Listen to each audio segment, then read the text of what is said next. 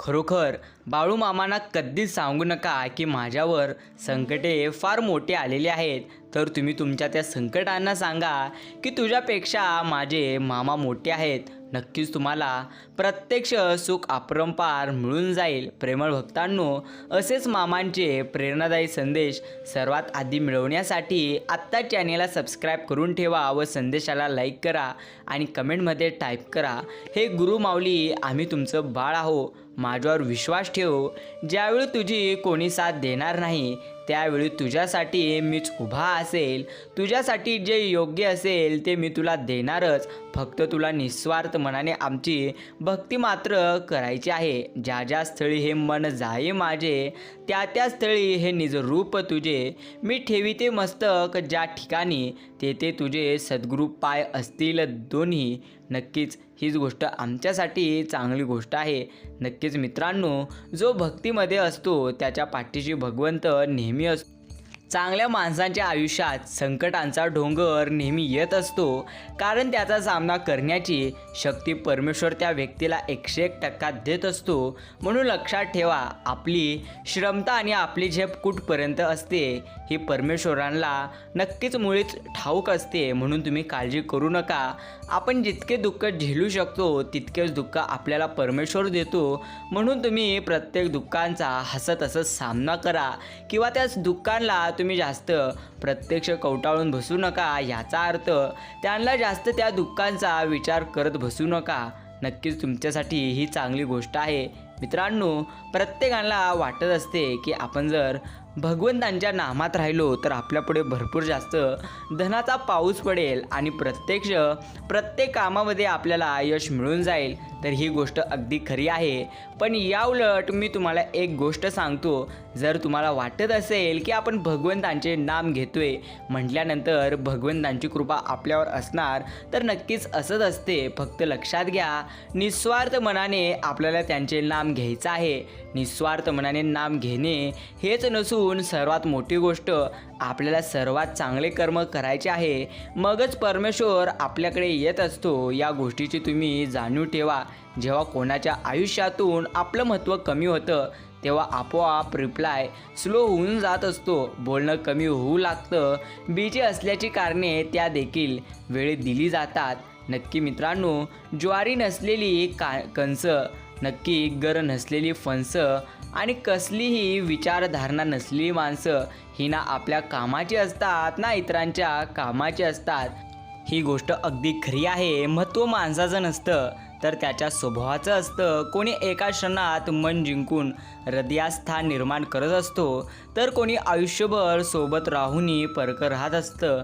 ही गोष्ट मात्र मनाची आहे. मित्रांनो, प्रत्यक्ष आपलं घरटं कोणत्या झाडावर आहे हे फक्त पक्ष्यांना ओळखता येत असतं.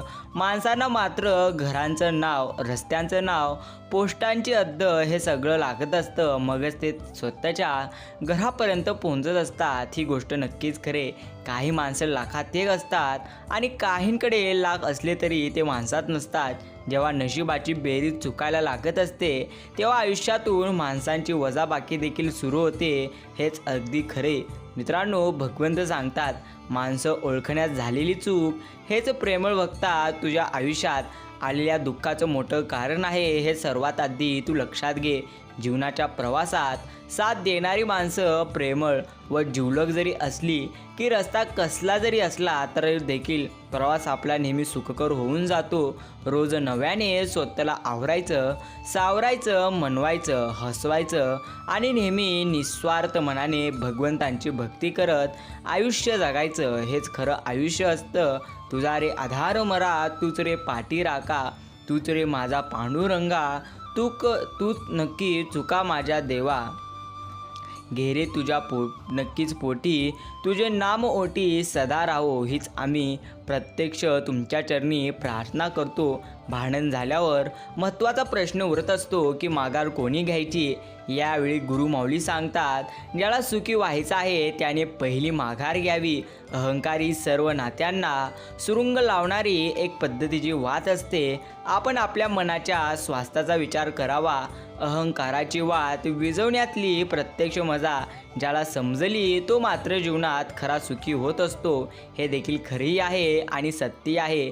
भगवंत सांगत असतात, माझ्या प्रेमळ भक्ता, ज्या ज्या गोष्टी तू प्रत्यक्ष विसरलेला आहेस आणि ज्या ज्या गोष्टी तू गमावलेल्या आहेस त्यापेक्षा सर्वात चांगल्या आणि सर्वात उत्तम गोष्टी तुला एक ना एक दिवस नक्कीच आम्ही देऊ.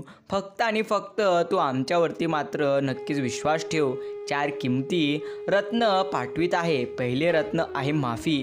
तुमच्याबद्दल कोणी काही बोलते तरी ते मनाला लावून न घेता तुम्ही माफ करा. दुसरे रत्न आहे विसरा. दुसऱ्यावर केलेले उपकार तुम्ही विसरून जावा. फळाची अपेक्षा कधीच करू नका. निस्वार्थ भावना तुमच्या मनामध्ये ठेवा. तिसरे रत्न आहे विश्वास. नेहमी स्वकष्ट आणि भगवंतांवर अटूट विश्वास ठेवा. हीच तुमच्या यशाची एक पहिली नक्की पावती असते. चौथे रत्न आहे वैराग्य. नेहमी लक्षात ठेवा की जन्म आणि मरण कधीच कोणाला चुकलेले नाही. जन्म घेतला म्हणजे मृत्यू अटळ असतो. वर्तमानात जगा.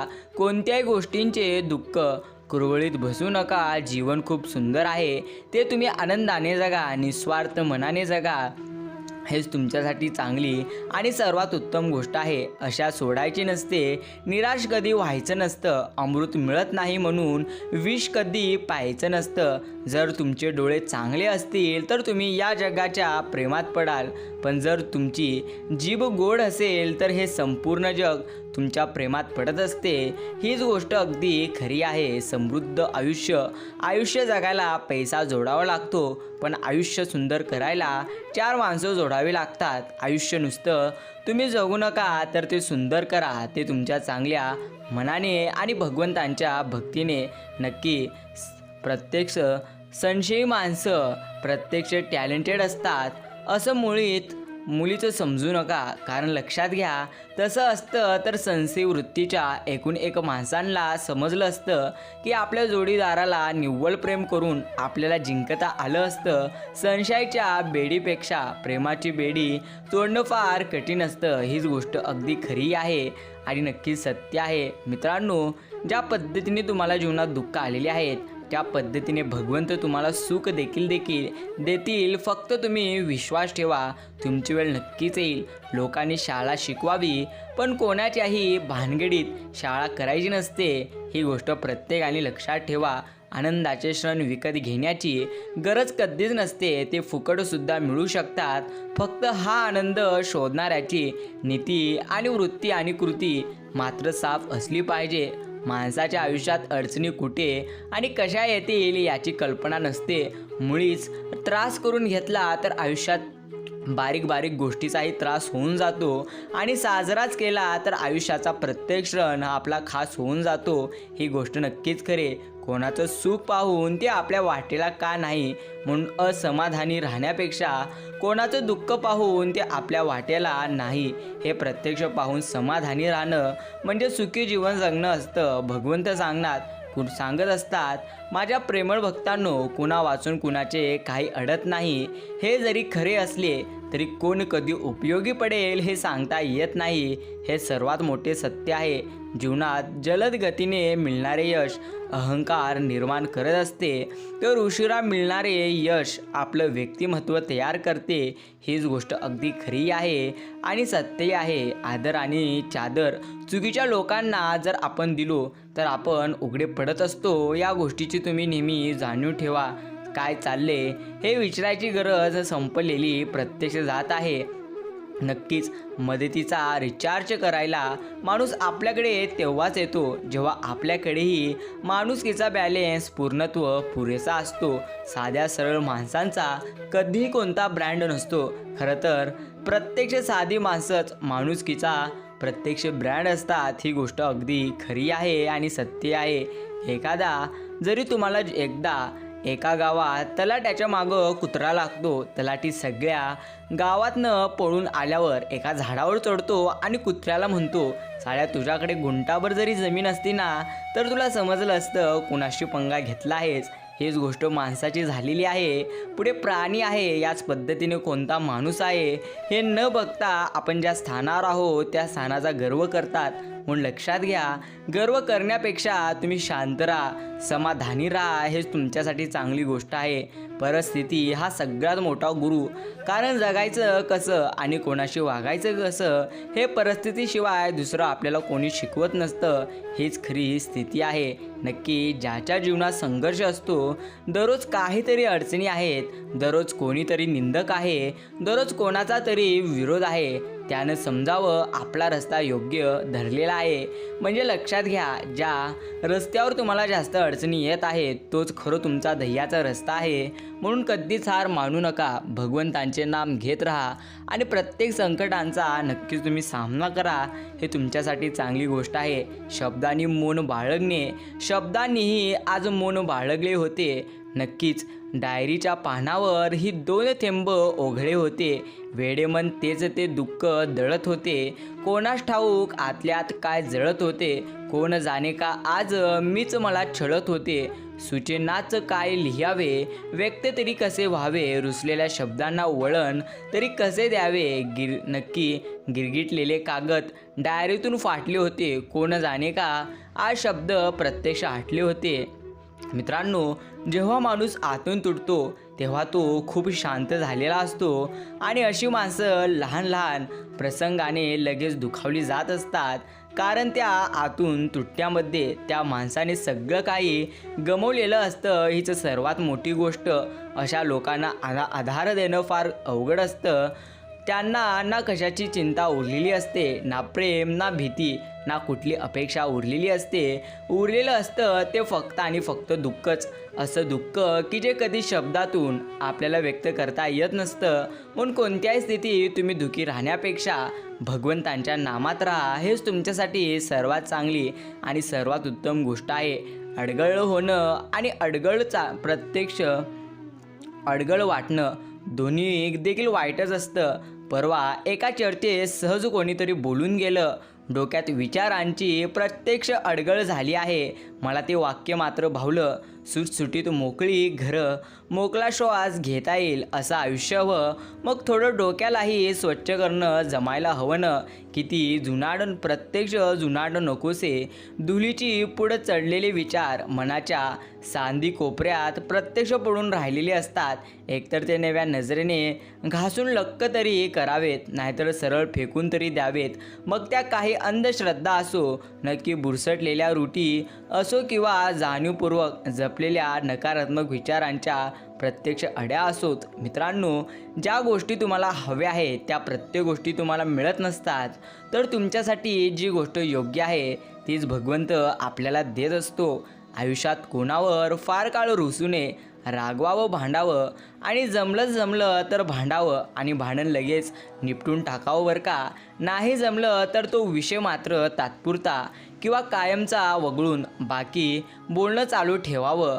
पण रुसवा फुगवा आबोला फार काळ सुरू ठेवायचा नसतो. जो काही वादविवाद प्रत्यक्ष दिवसात झालेली असेल ती रात्रीपर्यंत निपटच प्रत्यक्ष आणावी. झोपताना रागात कधीच झोपू नये. कुणास ठाऊक आपण किंवा दुसरा सकाळी उठेल की नाही.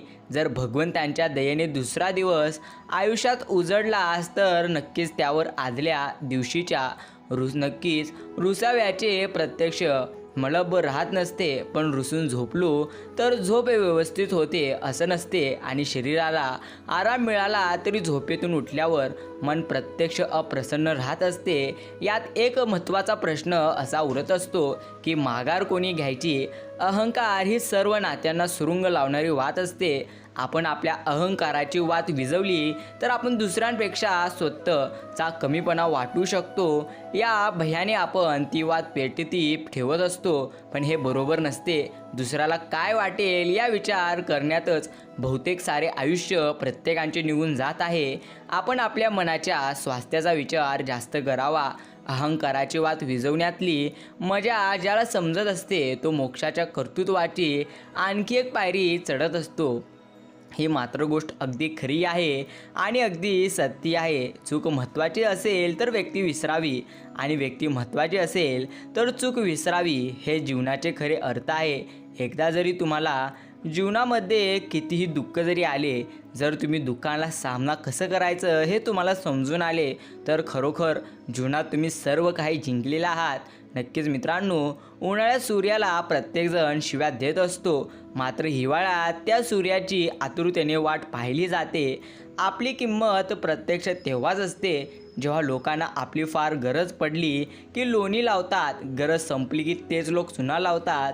यालाच तर समाज म्हणतात. ही पद्धत देखील चुकीची आहे.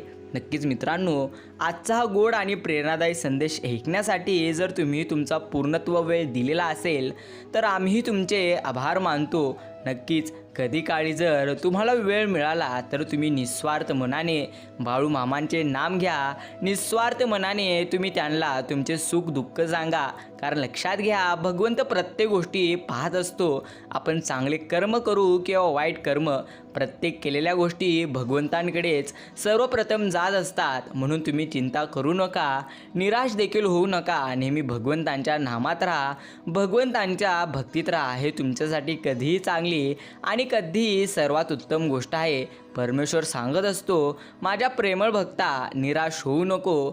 कमजोर तू नसून तुझी वेळ आहे. वेळ देखील तुझी 101% आम्ही बदलून टाकेल. फक्त संयम ठेव आणि निस्वार्थ मनाने आमची भक्ती कर.